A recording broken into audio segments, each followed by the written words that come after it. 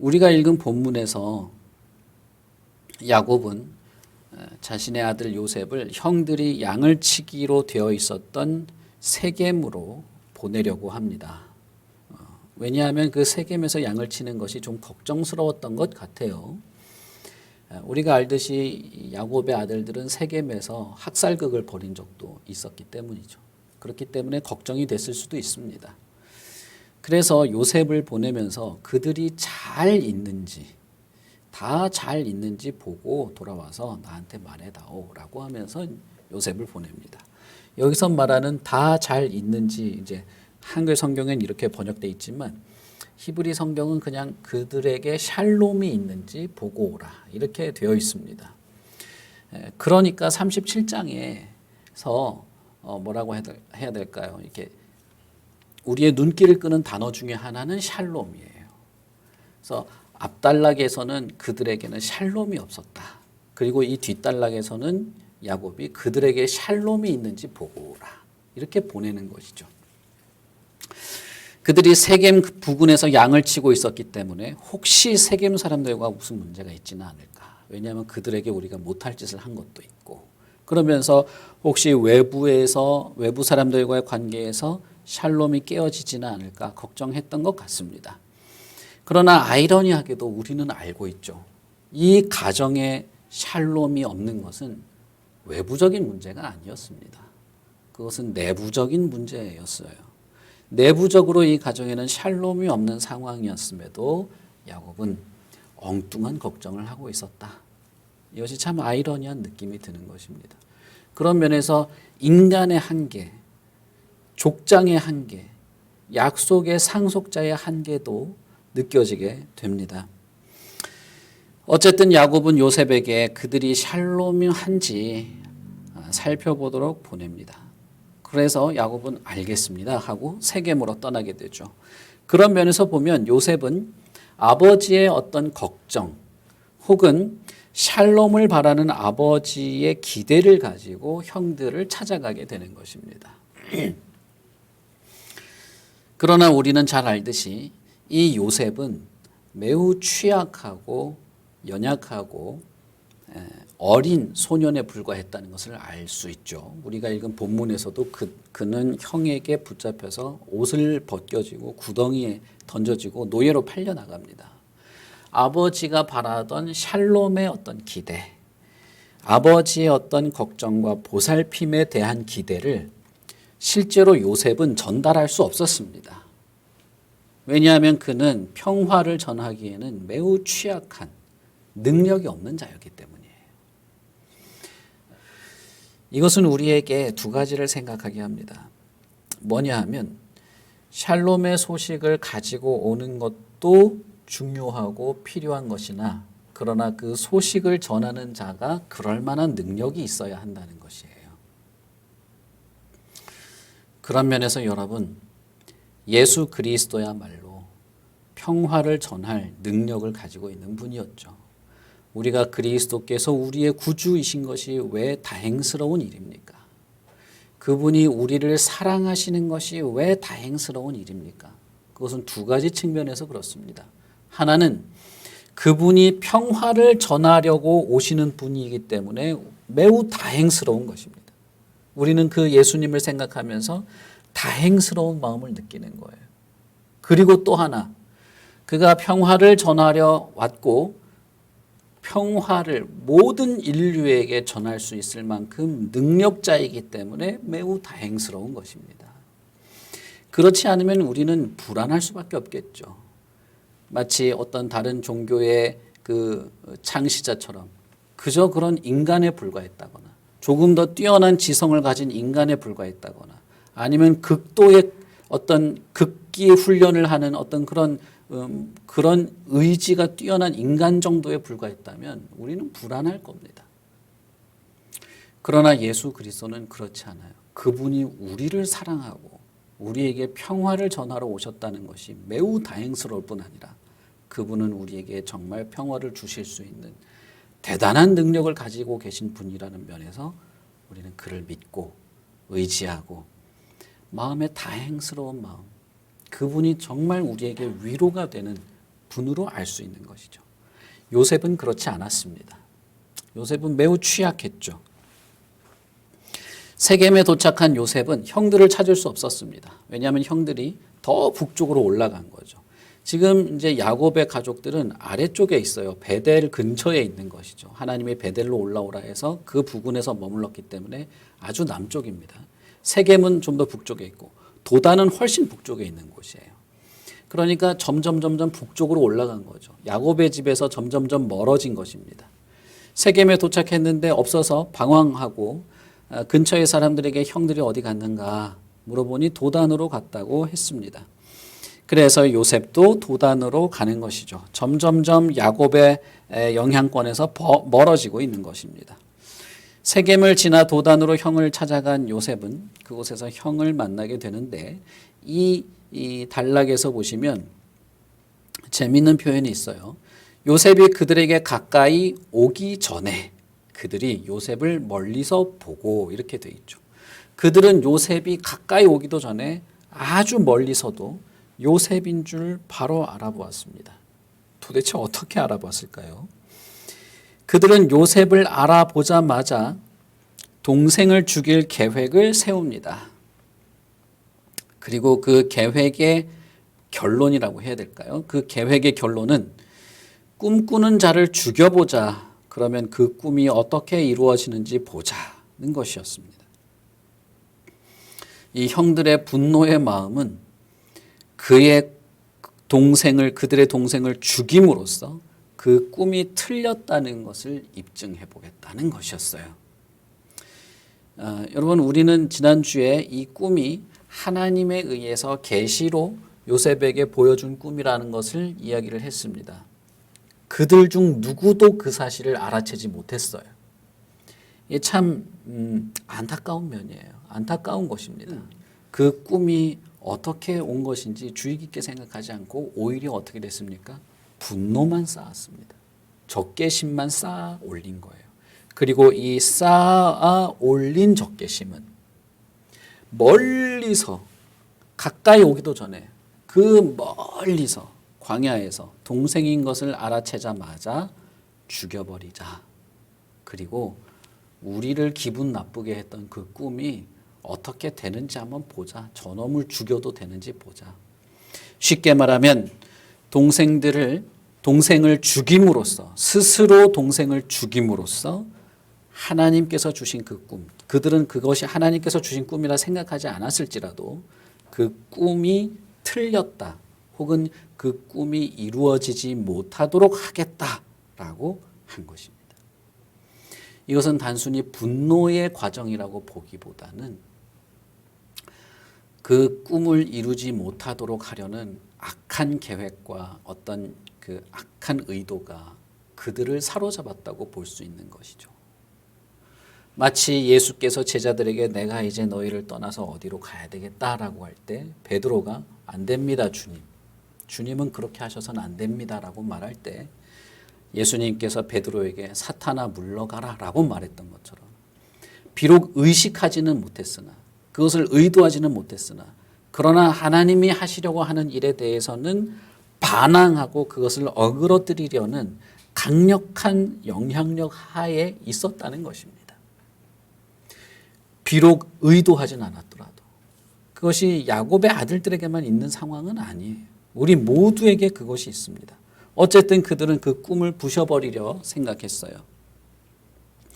우리가 읽은 본문에는 이 요셉의 형들이 계략을 꾸몄다라고 되어 있죠. 이 계략을 꾸몄다라는 단어 자체는 속이다, 기만하다, 사기치다 이런 단어예요.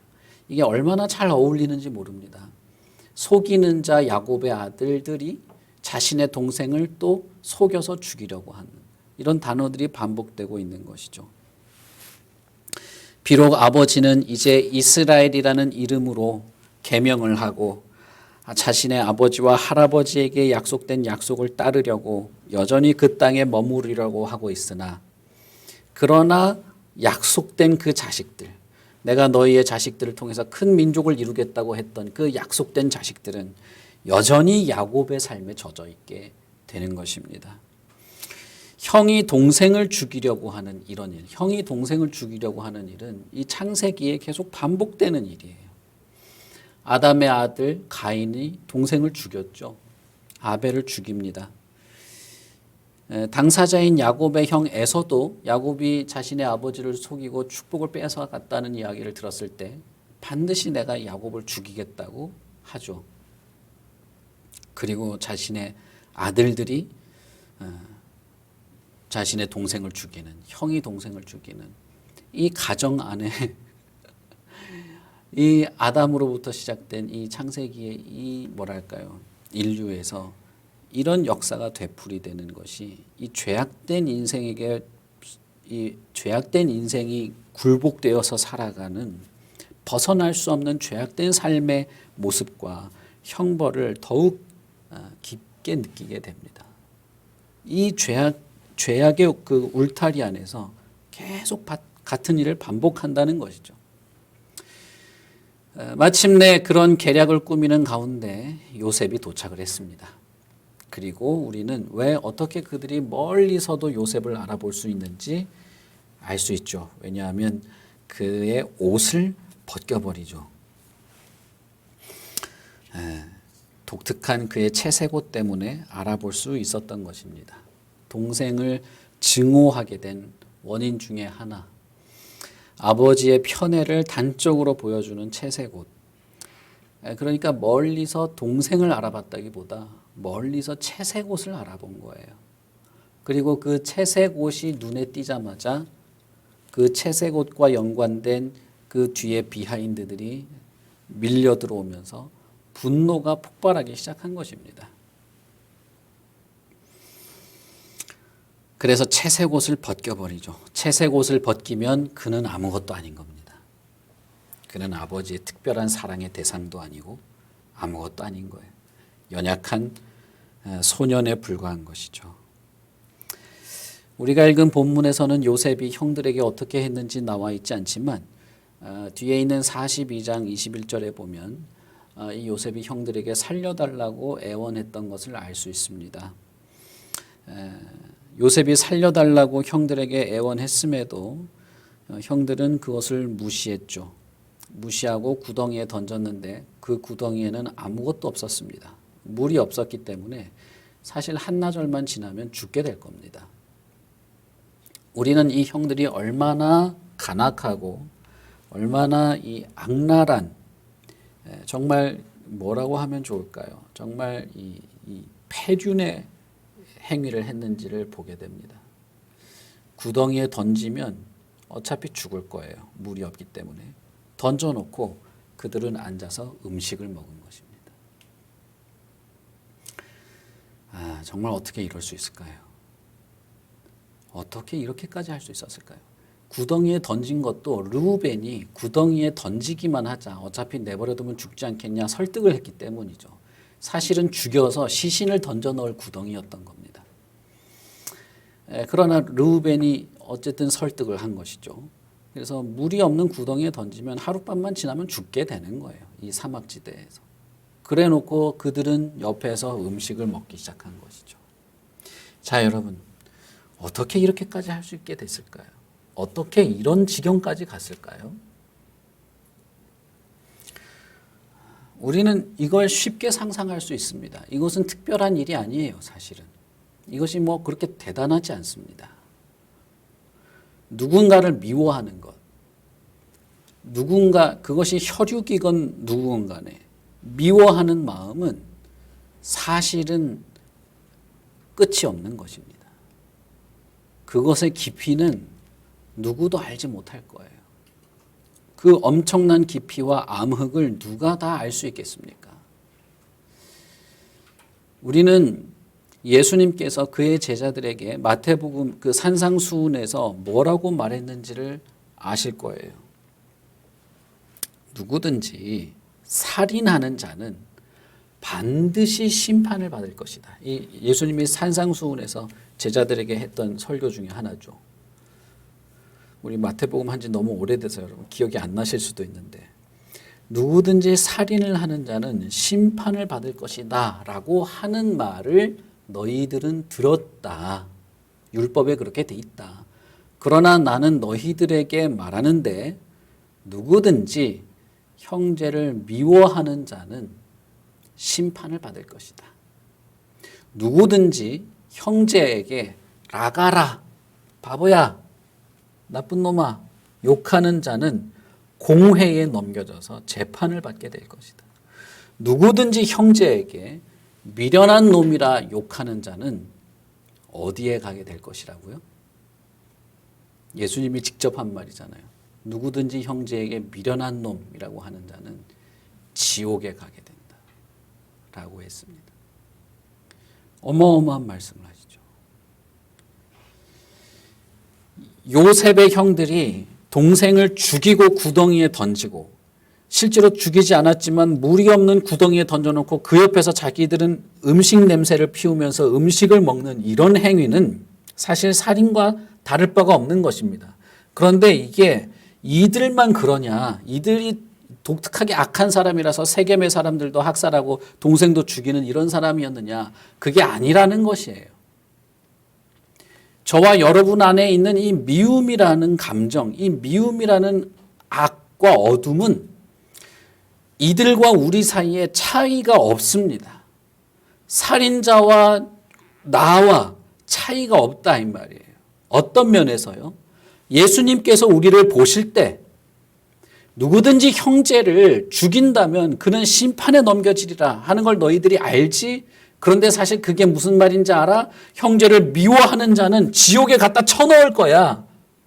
그렇게 하나님이 진노하시는 마음이라는 거예요. 그 미움이라는 마음은 이들이 가지고 있는 어떤 증오는 겉으로 살인으로 드러나지 않았다고 해서 아무것도 아닌 것이 아닙니다. 그것은 하나님이 보실 때 살인과 똑같은 것이에요. 대한민국 법률에서는 그 사람이 상상을 하든 뭘 하든 아무 상관이 없죠. 여러분, 우리는 상상 속에서 사람을 12번도 죽일 수 있습니다. 그냥 죽여요? 폭탄으로 터뜨려서 죽일 수도 있어요. 그러나 하나님은, 예수님은 산상수훈에서 그들에게, 제자들에게 이렇게 말합니다. 지옥에 넣어버릴 것이다. 그러면서 예수님이 뭐라고 말합니까? 내가 너희들에게 새 계명을 주겠다. 너희는 서로 사랑하라. 자, 여러분, 예수님이 만들고 싶은 사람이 어떤 사람일까요? 예수님이 이 땅에 오셔서 만들고 싶은 사람이 어떤 사람들일까요? 내가 너희들에게 새 계명을 주는데 너희들이 나의 이 계명을 지킨다면 모두가 너희들이 내 제자인 줄 알게 될 거야. 예수님이 이 땅에 오셔서 만들고 싶은 사람은 예수님의 제자들, 다시 말하면 예수님의 계명을 지키는, 서로 사랑하는 사람들을 많이 만드는 것이 예수님이 하고 싶은 일이었어요.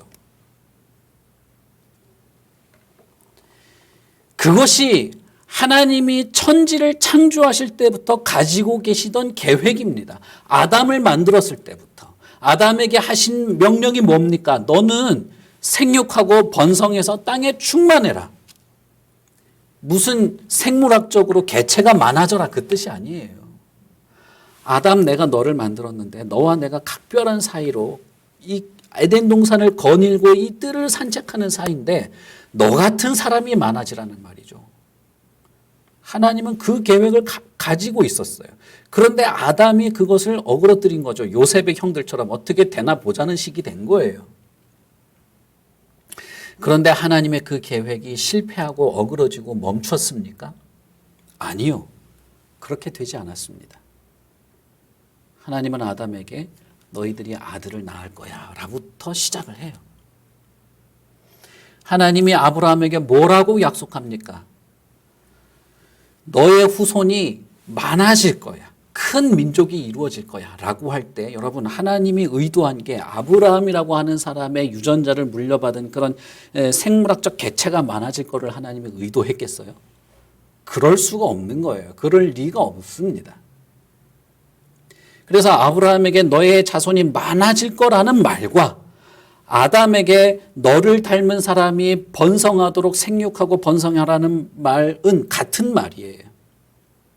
그리고 하나님이 예수님을 통해서 만들고 싶은 사람, 예수님이 말하는 새 계명을 지키는 예수님의 제자가 많아지는 것은 결국 다 같은 말이 되는 겁니다. 왜 그래야 돼요? 아담 이후로 모든 인간에게는 살인자의 마음이 존재하고 있기 때문에. 아무것도 모르는 가인이 동생을 죽이지 않습니까? 미움과 증오. 나보다 제가 더 인정받았다는 것에 대한 어떤 증오심. 그런 면에서 요셉의 형들이 이렇게 패륜의 행위를 한 것이 이들이 특별히 간악한 사람들이어서가 아닙니다. 그들에게 있는 이 미움이 다루어진 적이 없는 거예요. 미움을 보게 만든 사람이 없는 거예요. 엘리 제사장에게 그 자식들 똑바로 가르치라고 하나님이 말할 때 너희들이 그것이 악하다고 말해주지 않는 거예요. 이 악함이 다루어지지 않으면 여러분, 이 미움은 정말 끝도 없이 어둡습니다. 미움의 감정은. 그래서 멀리서 그 채색 옷을 보자마자 바로 스위치가 켜지는 거예요. 딱 꼴 보기 싫은 생각이 딱 시작되는 거죠. 그리고 죽이자 라고 된 것이죠. 여러분, 예수님의 이 산상수훈의 말씀은 그런 면에서 결코 간단한 말이 아닙니다. 그 산상수훈의 말씀을 지금 이 본문에 그대로 적용할 수가 있어요.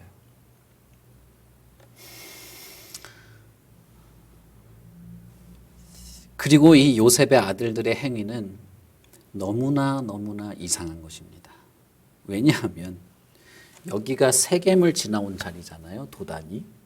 그러면 세겜이 어떤 곳입니까? 세겜. 자기 여동생을 욕보인 자들에게 복수한 곳이란 말이에요.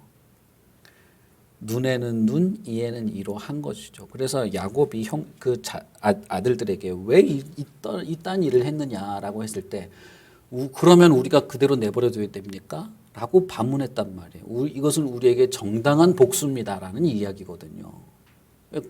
율법에 그렇게 돼 있지 않냐 이 말이에요. 그러니까 이 당시에 율법이 있는 건 아니고 고대 사회에서 이것은 당연한 것이죠. 눈은 눈, 이는 이. 그러면 동생을 죽이는 건 어떻게 될까요? 동생을 죽이면 죽인 대로 눈은 눈, 이는 이로 자기들이 받아야 되는 거 아닐까요? 그렇죠? 그런데 거기에 대한 고민이 없어요. 만약에 요셉이 살아나서 훗날 자기들에게 돌아와서 형님들이 잘 아는 눈에는 눈, 이에는 이. 우리가 당한 대로 갚아주는 게 정당한 겁니다. 라는 복수를 내가 실현하겠습니다. 라고 하면 어떻게 되는 걸까요? 그대로 당해야 되는 거 아니겠습니까? 그런 면에서 이미 이 요셉에 대한 이 분노의 작전을 실행했을 때는 완전히 죽여버려야 되는 거죠. 복수당할 수도 있으니까. 그러나 우리가 알듯이 요셉은 그들의 그의 형들에게 복수하지 않죠. 복수하지 않습니다. 그런 면에서 여러분 산상수훈이 또 생각이 나는 것이죠. 예수님이 제자들에게 똑같이 말합니다. 너희들이 눈에는 눈, 이에는 이라는 말을 들었으나 그러나 나는 너희들에게 뭘 말한다? 새 계명을 말한다. 어떻게 하라고요? 원수를 사랑하라. 복수하지 말고 서로 사랑하라. 라고 해요. 자, 여러분. 우리가 이 산상수훈의 말씀을 생각해 보면 하나님이 요셉을 통해서 야곱의 아들들, 다시 말하면 이스라엘이 될 이 사람들을 어떻게 고치려고 하는지를 예상해 볼 수 있습니다. 여러분, 하나님께서 이 요셉의 아들들을 어떻게 고치시려고 할까요? 복수하지 않고, 그죠? 복수하지 않고 자신의 잘못을 인정하고 서로 용서해주고 사랑하는 그런 사람들로 바꾸실 겁니다. 그렇게 하셔야만 돼요. 그러지 않으면 너의 후손이 큰 민족이 되고 이 말이 안 되는 소리가 되는 거예요.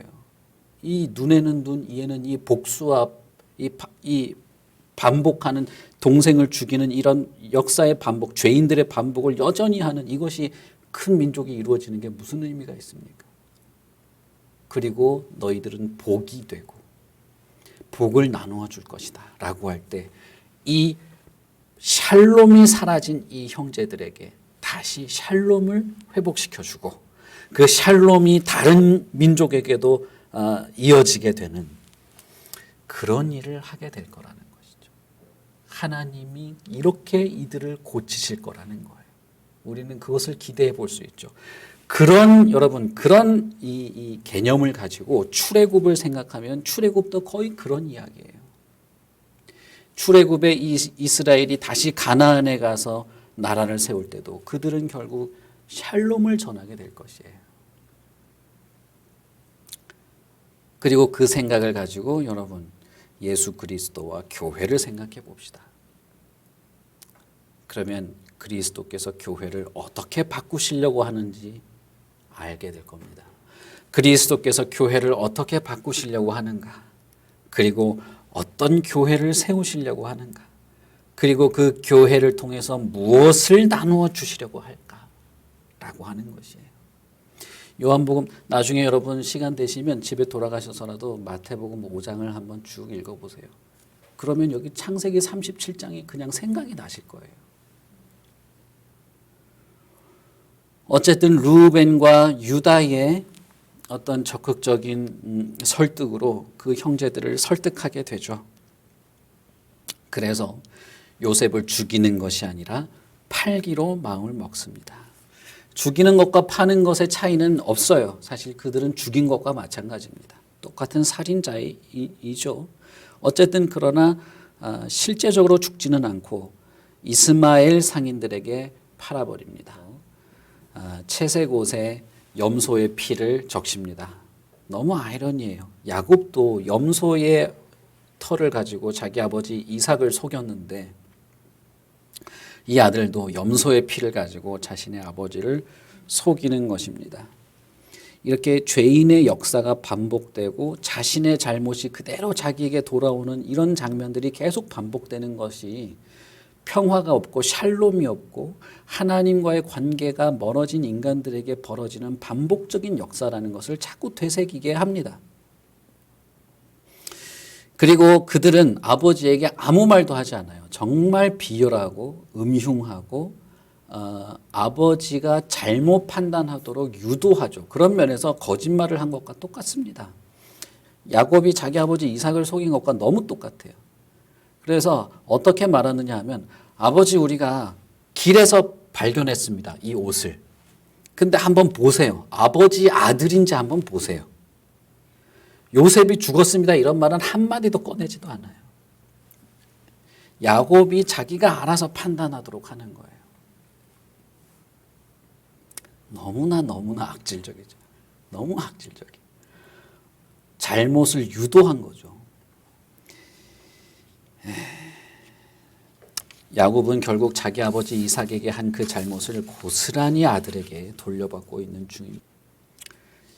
야곱에게는 이제 어떠한 위로도 통하지 않게 될 것입니다. 야곱은 자신의 모든 자녀가 와서 위로해도 위로를 받지 못하고 슬퍼하기만 하게 되고 그는 육신이 죽지는 않았으나 이미 정신은 자신의 말대로 스올로 내려가는 평화가 없고 샬롬이 없는 자들에게 있게 되는 종국, 결국에는 절망밖에 없다는 사실을 자신의 입으로 고백하게 되는 것이죠. 그런 상황에서 36절은 이 사건의 어떤 하나의 반전을 보여주는데 미디안 사람들이 요셉을 애굽에 다시 팔아버린 것입니다. 이것을 통해서 우리는 요셉이 애굽에서 새로운 삶을 시작하게 되었다라는 것을 알 수 있어요. 야곱의 아들들은 요셉을 애굽에 결국 팔아버리게 된 것이죠. 그렇게 함으로써 겉으로 보기에는 요셉을 완전히 이제 처리해 버린 것처럼 그의 인생을 완전히 박살내 버린 것처럼 보입니다. 그러나 우리가 잘 알듯이 그들은 자신들도 모르는 사이에 실제로 요셉의 꿈이 실현되도록 한 것이죠. 쓰임 받은 겁니다. 다시 말하자면 이 상황 속에서 우리는 하나님의 섭리, 하나님의 손길은 사람들이 행하는 가장 악한 행위, 가장 사악한 행위의 이면에도 역사할 수 있다고 하는 것을 생각하게 됩니다. 다시 말하자면 인간의 그 악한 행위들 안에도 하나님의 큰 손길들을 벗어나지 못한다는 거예요. 결과적으로 하나님이 이루시는 일들, 궁극적으로 요셉과 그의 형제들을 이롭게 하는 일이 된다는 것입니다.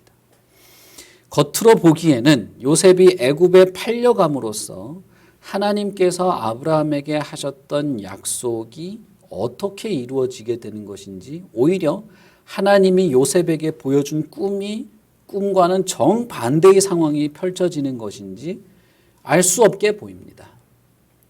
그러나 요셉이 애굽으로 가는 것이 사실은 더 하나님의 뜻을 이루는 과정에 있는 일이었죠. 이 아들들, 야곱의 아들들의 이 계략, 꾀하여라는 단어에 있는 이 계략과 사기와 기만과 속임이 하나님의 뜻과 하나님의 일을 꺾지 못했다는 거예요. 꺾지 못하는 것입니다. 그것은 우리는 이삭을 통해서도 알 수 있어요. 이삭은 분명히 자신의 아내의 뱃속에서부터 야곱이 택함받은 자인 것을 알고 있었을 거예요. 그러나 그는 야곱을 별로 좋아하지 않았죠. 에서를 더 아꼈기 때문에 에서를 조용히 자신의 장막으로 불렀습니다. 그래서 내가 너에게 축복하겠다고 하죠. 그러나 자신의 계획과 계략대로 되지 않습니다. 하나님이 그 일을 완전히 뒤바꿔 놓으시죠. 아브라함도 마찬가지입니다. 자신의 아내를 누이라 말했지만 결국 그렇게 함으로써 자신이 목숨을 건지는 일들을 원하는 대로 하지 못해요. 오히려 하나님의 약속이 어그러지도록 만드는 그런 상황이 됐죠. 그러나 하나님이 그런 인간의 계획과 계략과 기만과 속임수와 그 반대에 하나님의 계획이 무마되지 않았다는 겁니다. 그것은 아담에게도 마찬가지예요. 아담이 선악과를 따먹음으로써 하나님의 계획이 망쳐졌습니까? 그렇지 않습니다. 궁극적으로 요셉이 팔려감으로써 도대체 어떻게 된 거야? 하나님의 계획이라는 것이 망쳐진 것이 아닌가? 하나님의 약속에 반하는 상황이 아닌가? 그렇게 보이나, 그러나 인간의 이런 어떤 것도, 인간의 계획도 그 일을 이루시는 분은 하나님이라는 사실을 알게 될 것입니다. 예수 그리스도께서 마지막 잡히시던 날 밤에 제자들과 식사를 하면서 제자들에게 말하죠. 너희들 중에 한 명이 나를 팔고 배신할 것이다. 제자들이 그 자리에서 모두가 호언장담을 했습니다. 한 명 빼놓고 다. 아닙니다. 우리는 죽는 한이 있어도 주님을 버리지 않겠습니다. 예수님이 베드로에게 그렇게 말하지 않습니까? 너는 닭이 울기 전에 나를 배반할걸. 닭이 울려면 지금 몇 시간 남은 거예요. 너는 그러니까 몇 시간 뒤에 너는 나를 배신할걸. 그 얘기죠. 여러분 그 장면을 보면 모든 것이 모든 것이 예수님과 이 제자들이 모든 것이 안 어울려요. 다 안 맞습니다. 그러나 어떻게 됩니까? 결국 가룟 유다의 계획대로 예수님이 잡혀가죠. 나머지 주님을 지키겠습니다 했던 제자들은 아무것도 못합니다. 그리고 밤새도록 얻어맞고 그 다음날 로마 군인들에게 온몸이 찢길 정도로 얻어맞고 결국에는 십자가에서 조롱받고 사람들이 침을 뱉고 뺨을 때리고 머리에다가 가시를 찔러서 이 머리 가죽이 다 찢어지고 발가벗겨서 수치스럽게 만든 다음에 못으로 나무에다가 매달아 놓지 않습니까? 여러분 생각해 보세요. 짐승도 이렇게는 못할 거예요. 짐승한테도. 짐승한테도 이렇게 취급을 못할 겁니다. 심지어는 어떻게 했어요? 창으로 옆구리를 찢어서 내장을 다 쏟아내버렸어요. 이 뱃속에 들어있는 것까지 다 쏟아버렸단 말이에요. 여러분, 이렇게 비참한 게 어디 있습니까? 그런데 그게 실패였냐는 거예요. 그게 하나님의 계획과 뜻, 서로 사랑하는 이 동생조차 죽일 만큼 이렇게 완악하고 기만적인 악함으로 뭉쳐져 있는 이 인간들을 바꾸어서 용서해서 서로 사랑하는 자들로 충만하게, 땅에 충만하게 많아지게 하려는 하나님의 계획과 뜻이 실패했냐는 거예요. 아닙니다. 오히려 그것이 하나님의 뜻을 이루는 과정이요 방법이었던 거예요. 요셉의 형들은 요셉을 완전히 말살시켜버리고 자, 꿈이 이루어지는지 한번 볼까? 우리가 그 꿈을 부셔버렸는데 라고 생각했을지 몰라요. 아예 수십 킬로 수백 킬로 떨어진 애굽에다 갖다 버렸는데 정말 외견상으로는 완전히 망한 거예요. 그러나 요셉이 애굽으로 죽지 않고 갔다는 것부터가 하나님께서 아브라함에게 약속했던 그 약속이 시작되는 서막에 불과했던 것입니다. 예수 그리스도의 죽음을 한번 봐요. 예수님은 살아있을 때조차 자신들의 동족들에게 미움과 질타를 받았어요. 그리고 제자들에게 얘들아, 너희들은 내 제자라는 것 때문에 너희들은 아마 죽임을 당할 거야. 감옥에 끌려갈 거야. 그렇지만 흔들리지 마. 왜 흔들리지 마? 내가 세상을 이겼기 때문이다. 말이 됩니까? 어째서 예수님이 세상을 이겼습니까? 십자가에 매달렸는데요. 나무에 매달려서 죽었는데요. 겉으로 보기에는 정말 비참하고 세상의 짐승도 그렇게 취급하지 못할 만큼 사람을 완전히 난도질해서 조각조각 찢어서 죽였단 말이에요. 그가 어떻게 승리합니까? 그를 닮은 사람이 많아지도록 한다? 예수를 닮은 제자들이 많아진다? 무슨 어불성설입니까? 그런데 실제로 예수께서 어떻게 하셔요? 예수께서 돌아오시죠. 예수께서 돌아와요. 돌아와서 복수합니까? 이 말 해놓고 내가 너무 주책맞게 웃었네. 예수님이 복수를 합니까? 아니요. 예수님은 불쌍한 베드로를 찾아와요. 자괴감에 쩔어서 완전히 낙오자가 된 베드로를 찾아오죠. 그리고 뭘 부탁합니까? 자기 양들을 부탁해요. 내 양들이 많아지도록 잘 쳐라. 우리는 요셉에게서 그것을 볼 수 있어요. 물론 교회가 이 세상에서 아무리 비난을 받고 그렇다 할지라도 진리를 전하고 진리 안에만 있다면 이것은 실패가 아니에요. 이것은 실패가 아닙니다. 그렇기 때문에 교회는 다른 어떤 것에 눈을 돌려서는 안 돼요. 오직 그리스도와 세상을 이기신 그리스도와 그분의 진리에만 빠져 있으면 되는 거예요. 그 진리에 있고 머무르고 전하고 그 진리 안에서 살고 우리 안에 샬롬이 회복되는 것을 보이며 모두가 그들이 예수의 제자인 것을 알고 그들이 누리는 샬롬에 그들도 들어오도록 샬롬을 전하면 되는 것입니다. 그것이 교회고 하나님께서 이 수천 년 전부터 이 가정의 가족사들을 만지면서 우리에게 보여주고 싶어 하는 내용인 것입니다. 어느 누구도 어떤 인간도 하나님의 계획을 어그러뜨리지 못합니다. 이 비참한 현실, 이 비참한 요셉의 상황이 사실상 하나님의 약속의 성취의 서막이 되는 것입니다. 요셉으로 말미암아 많은 사람들이 복을 얻게 될 것이에요. 그 첫 번째 사람이 누구였냐 하면 보디발이었습니다. 어떻게 보면 이 모든 과정은 외면적으로 볼 때는 하나님의 약속에 반하는 것처럼 보이기 때문에 혼란스러울 수도 있습니다. 우리의 상황도 그럴 수 있는 것이죠. 그러나 여러분, 인간의 상황이나 계획에 따라서 하나님의 계획이 멈추는 것이 아닙니다. 비록 어떤 인간의 계획이 완벽해 보이고 그럴듯해 보여도 그 길을 꺾어버리고 인간의 계획을 바꾸셔서 뜻을 이루시는 분은 하나님이에요. 인간이 자신의 계획을 할지라도 그 뜻을 이루시는 분은 하나님이신 것입니다. 이제 하나님께서는 요셉을 이용하여서 야곱의 가족을, 다시 말하면 이스라엘을 제대로 만들어 가실 것입니다. 그들을 화해시키고 하나가 되게 하고 하나님의 약속을 다시 바라보게 할 거예요.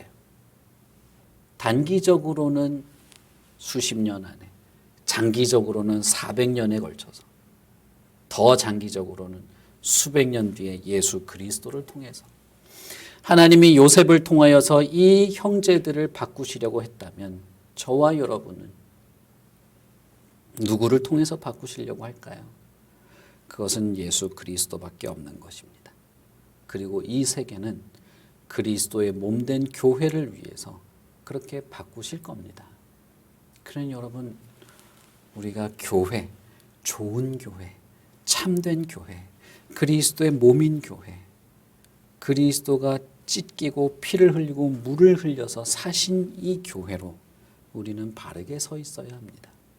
우리 안에 샬롬이 있기를 기대하고 그리스도가 우리 안에서 역사하시기를 기대하며 그리스도께 순복해야 하는 것입니다. 그리스도는 실패가 아니라 궁극적으로 승리를 가져오셨습니다. 역사적으로 모든 그리스도의 교회는 실패하는 것처럼 보여도 승리하게 될 것입니다. 왜냐하면 그리스도는 실제로 세상을 승리했다고 말씀하셨고 평화를 가져오시고 평화를 주실 수 있는 능력이 있는 분이기 때문에 그렇습니다. 우리 같이 기도하겠습니다.